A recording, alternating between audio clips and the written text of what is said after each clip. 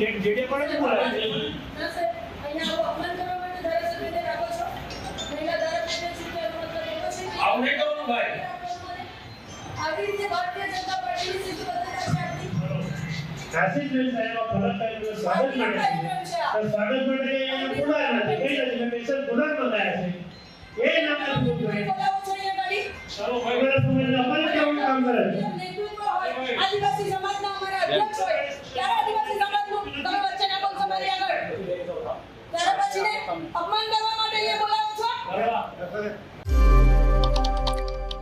ભારતીય જનતા પાર્ટીમાં આદિવાસી મહિલા ધારાસભ્યોનું સન્માન ન જળવાતા હવે દર્શના દેશમુખ મેદાને આવ્યા છે અને તેમના દ્વારા આંદોલન કરવામાં આવ્યું છે।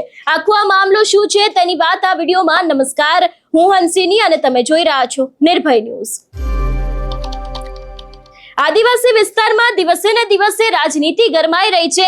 એવામાં હવે ભારતીય જનતા પાર્ટીમાં તેમના ધારાસભ્ય અને સાંસદનું સન્માન જળવાતું નથી એવી એક આખી ઘટના છે તે સામે આવી છે અને આ જ મામલાને લઈને હવે દર્શના દેશમુખ પોતે મેદાને આવ્યા છે અને તેમના દ્વારા આખું આંદોલન કરવામાં આવ્યું છે। એક કાર્યક્રમ હતો ને આ જ કાર્યક્રમમાં તેમનું સન્માન નથી જળવાયું એવી પણ વાત કરવામાં આવી છે અને આ મામલે ચૈતર વસાવાનું તો એવું પણ કહેવું છે કે તેમને રાજીનામું આપી દેવું જોઈએ। સૌથી પહેલા તો જે રીતે દર્શનાબેન આંદોલન કરી રહ્યા છે દ્રશ્યો ઉપર નજર કરીએ।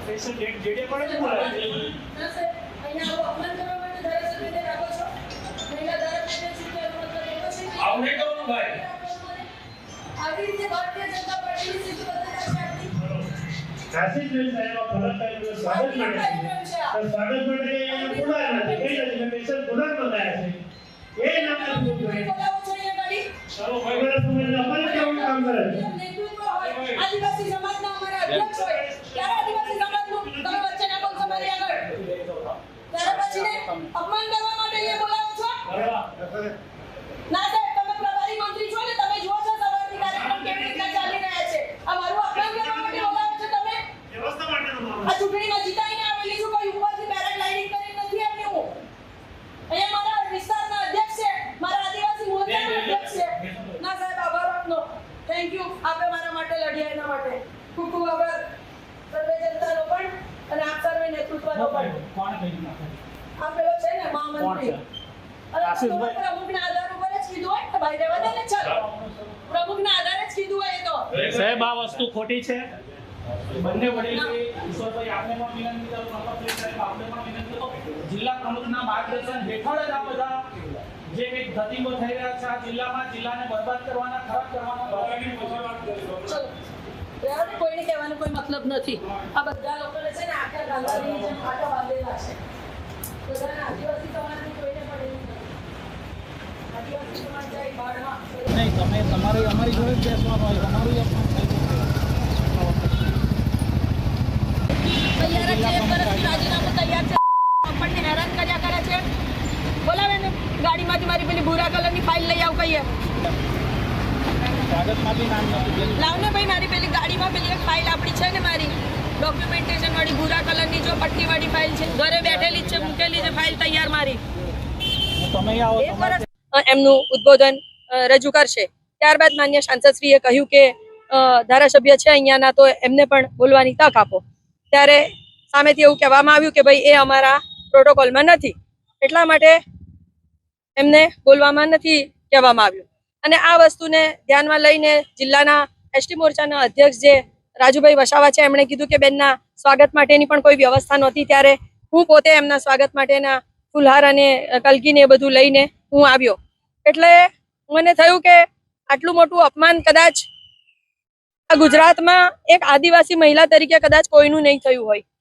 અને આટલું ખરાબ રીતે અપમાન જ્યારે ભારતીય જનતા પાર્ટીના જ સંગઠનના કાર્યકર્તાઓ જો આવું અપમાન કરી રહ્યા હોય તો એ કાર્યક્રમમાં મારે ઉપસ્થિત રહેવાનો કે જ્યાં આટલા બધા પદાધિકારીઓ છે આટલા સન્નિષ્ઠ સરકારના મંત્રીશ્રીઓ છે પ્રદેશ સંગઠનના હોદ્દેદારશ્રીઓ છે એમની સમક્ષ જ્યારે એક દીકરીનું અપમાન થતું હોય ને એ બી આદિવાસી મહિલાનું અપમાન થતું હોય ત્યારે એવા કાર્યક્રમમાં મારે હાજર રહેવું એ મારા માટે મને તો એવું લાગે કે ધરતી માર્ગ આપે તો સમાઈ જવું સારું અને એના વાત લઈને હું એ કાર્યક્રમમાંથી હું બહાર નીકળી ગઈ કે જે કાર્યક્રમમાં આપણું માન સન્માન ન જળવાતું હોય તો ત્યાં આપણે હાજર ન રહેવું જોઈએ.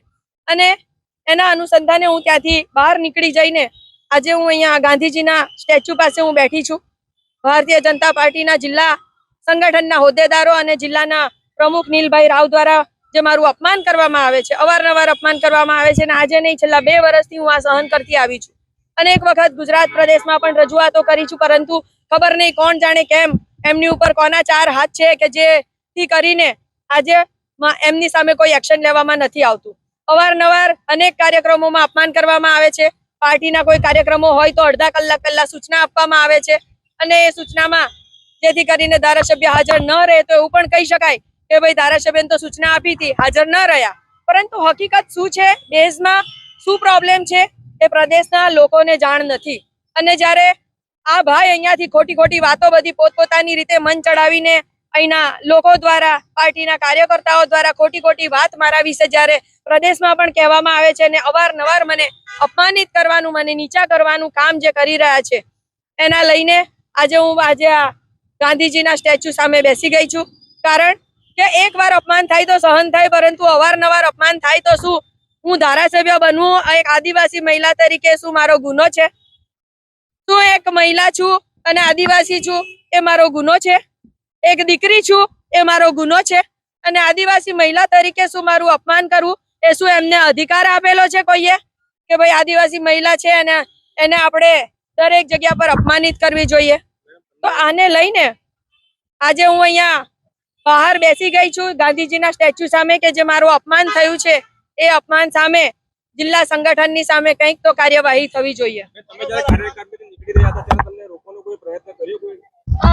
કાર્યક્રમમાંથી બહાર નીકળી રહ્યા હતા ત્યારે મને પ્રદેશના અધ્યક્ષ જે છે એસટી મોરચાના ગણપતભાઈ વસાવા સાહેબ એમણે કીધું કે બેન બેસો. મનસુખભાઈ વસાવા સાહેબે પણ કીધું બેસો. પરંતુ તમે વિચાર કરો કે આટલું મોટું અપમાન થાય, આટલા બધા લોકોની હાજરીમાં, 300-400 લોકોની હાજરીમાં જ્યારે તમારું કોઈ અપમાન કરે ત્યારે તમને પોતાને કેવું ફીલ થાય? અને એ જે મારું અપમાન થયું એ મને ખરેખર ખૂબ ખરાબ લાગ્યું છે, અને એના આધાર ઉપર જ હું એ કાર્યક્રમને વોકઆઉટ કર્યો છે. હા, 100%.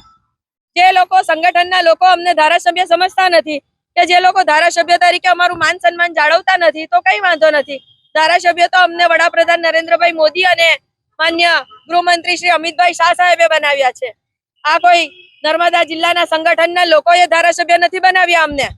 અને એમણે જે રીતના અમારા માટે આ રીતના વિરોધ કરીને અમારા માટે હંમેશા અપમાનિત કરવાના જે કામ કરી રહ્યા છે એના આધાર ઉપર રાજીનામું આપવામાં પણ હું પાછી પડીશ નહીં. જ્યાં સુધી આ જિલ્લામાં અત્યારે પ્રભારી મંત્રી શ્રી પણ છે અને એસટી મોરચાના અધ્યક્ષ બી છે. એ લોકો નિર્ણય કરે, એ લોકોની હાજરીમાં આખી ઘટના બની છે ને. કોઈ સર્વે લોકો સાક્ષી તો છે જ, એવું તો છે નહીં કે કઈ બંધ બારણે કોઈ એક રૂમમાં આ ઘટના ઘટી હોય. સર્વે લોકોની હાજરીમાં ઘટના ઘટી છે તો સર્વે લોકો એ જુએ, જાણે, સમજે અને જે પ્રમાણે એમના હાજરીમાં ઘટના ઘટી છે તો એ પ્રમાણે નિર્ણય કરે. હા, પ્રદેશ કક્ષાએ પણ અનેક વખત રજૂઆત કરવામાં આવી છે.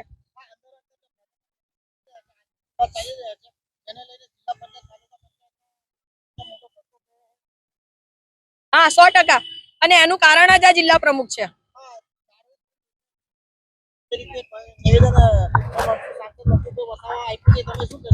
100% દારૂ વેચાય જ છે. દારૂ વેચનારા લોકો માલે તુજારો થઈ ગયા છે, અને જે દારૂ પીને પકડાય છે એને 10-15 હજાર રૂપિયાનો દંડ આપીને એમને પોતે એટલું દંડ આપીને છૂટા કરવામાં આવે છે. આજે અગાઉ તમે રાજીનામાની વાત કરી છે, આજે ધારાસભ્ય રાજીનામું આપવાની વાત કરી છે અને ધરણા પર બેસવા પડ્યું છે, કેમ? આજે દેશના પ્રધાનમંત્રી નરેન્દ્રભાઈ મોદી સાહેબના સફળતાપૂર્વકના 12 વર્ષ પૂર્ણ થયા. એના ભાગરૂપે આખા દેશ અને ગુજરાતની અંદર જે કાર્યક્રમો ચાલે છે એ રીતના આજે નર્મદા જિલ્લામાં પણ પ્રભારી મંત્રી શ્રી અને ગુજરાત પ્રદેશ આદિવાસી મોરચાના અધ્યક્ષ ગણપતભાઈ વસાવાના અધ્યક્ષ સ્થાને ઈશ્વરસિંહભાઈ પટેલની ઉપસ્થિતિમાં વૃક્ષારોપણનો કાર્યક્રમ રાખવામાં આવ્યો અને બીજા અન્ય કાર્યક્રમો રાખ્યા. એની સાથે સાથે એમના આંબેડકર હોલની અંદર બૌદ્ધિક નાગરિક સંમેલન જિલ્લાનું રાખવામાં આવ્યું હતું. આ જિલ્લા બૌદ્ધિક નાગરિક સંમેલનમાં જિલ્લાના બધા જ અગ્રગણ્ય મહાનુભાવો હતા, અલગ અલગ ક્ષેત્રના લોકો હતા. તો સ્વાભાવિક છે કે જિલ્લાનો અને આદિવાસી જિલ્લો હોય તો સ્થાનિક ધારાસભ્યને બોલવા માટે સમય આપવો જોઈએ. 5 મિનિટ 10 મિનિટ સમય બધાને ફિક્સ કર, 5-5, 7-7 મિનિટનો એમાં કઈ બહુ મોટો ફરક પડતો નથી. પણ આખું જે વ્યવસ્થિત રીતના દેશ નરેન્દ્રભાઈ મોદીના કાર્યક્રમને અમે ખૂબ ઉત્સાહ ઉમંગથી ઉજવી રહ્યા છીએ, પણ એમાં ક્યાંક ને ક્યાંક કેટલાક લોકો આમાં વિઘ્ન નાખી રહ્યા છે. દર્શનાબેન નું સતત ને સતત નીલ રાવ જિલ્લા પ્રમુખ એ અપમાન કરે છે. આ જિલ્લાના ઘણા એવા પાર્ટીના જૂના કાર્યકર્તાઓનું પણ અપમાન કરે છે.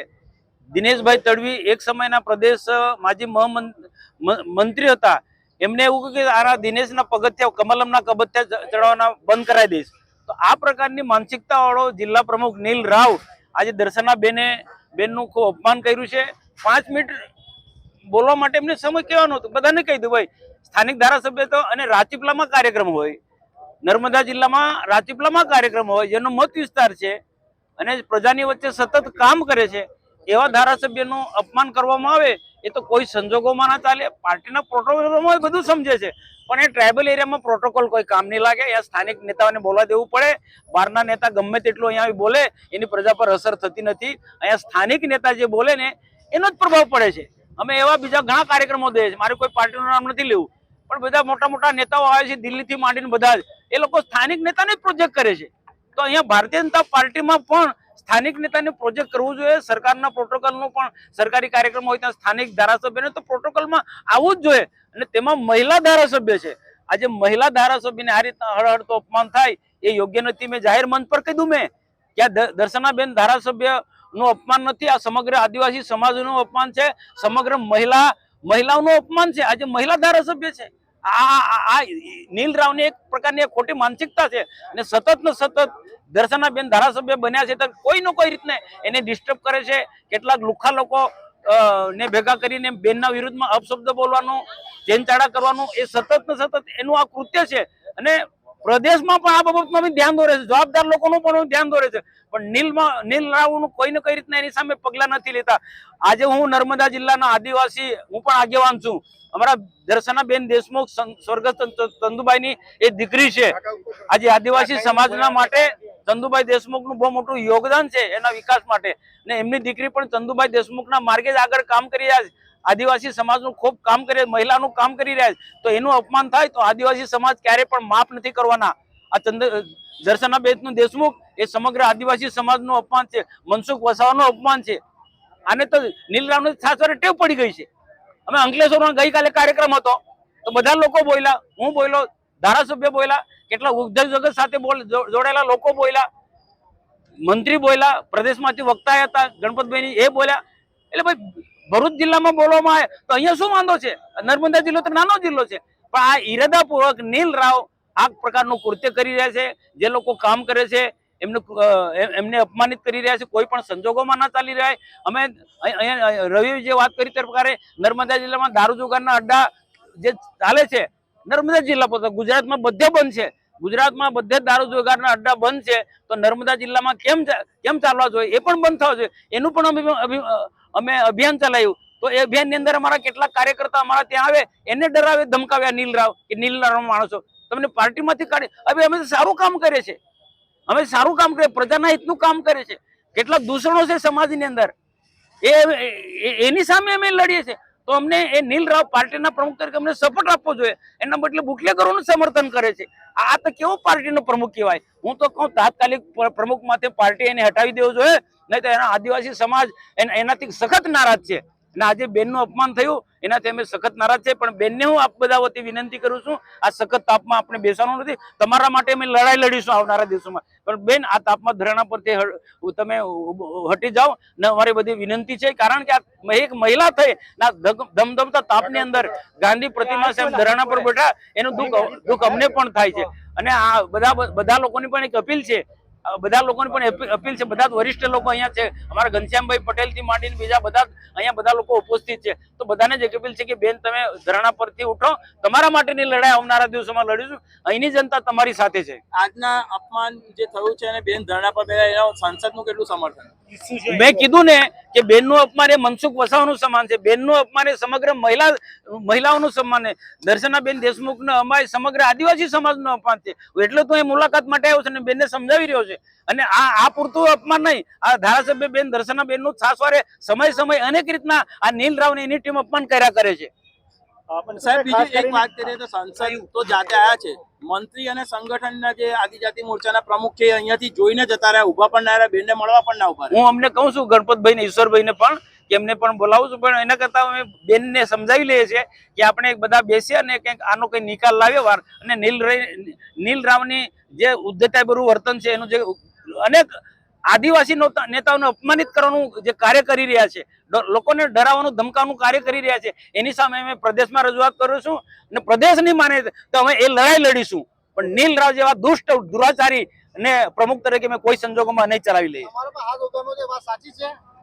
એ વિસ્તાર અલગ છે, એ બધો પ્રશ્ન પતી ગયો છે. પણ તે વખતે કમલનામાં પણ મારી સાથે એને ખરાબ વર્તન કર્યું હતું, મારી સાથે ઝઘડો ઉભો થઈ ગયો, પ્રમુખને ન શોભે. મારું તે વખતે પણ એક હતું કે ઉમેદવારોને યોગ્ય તમે આપણે મદદ કરીએ, કોઈ જે પણ મદદ કરવાની હોય, ફંડ આપવાનો હોય તો આપી દઈએ, અને તમારી પાસે ના હોય તો બીજા કોઈ પણ વૈકલ્પિક વ્યવસ્થા કરવી છે. આ જ મુદ્દો હતો. ચૂંટણી પ્રચાર જોરશોરમાં ચાલુ છે, સામે આમ આદમી પાર્ટીનો જોરશોરમાં પ્રચાર ચાલુ છે અને આપણે બેસી રહ્યા છે, ઉમેદવારોને કોઈ મદદ નથી કરતા. એ જ મારી વાત હતી, બીજો કોઈ અંગત મામલો નહોતો. ને પ્રમુખ તરીકે એમની જવાબદારી હતી, પ્રભારી તરીકે અર્જુનભાઈ રાઠવાની જવાબદારી હતી. તો અર્જુનભાઈ રાઠવા અર્જુનભાઈ ચૌધરી. આ વિષયને લઈને તમારો શું અભિપ્રાય છે અમને કમેન્ટ કરીને ચોક્કસથી જણાવજો. તેની સાથે અમારી ચેનલ નિર્ભય ન્યૂઝને લાઈક, શેર અને સબસ્ક્રાઇબ કરવાનું ભૂલશો નહીં. નમસ્કાર.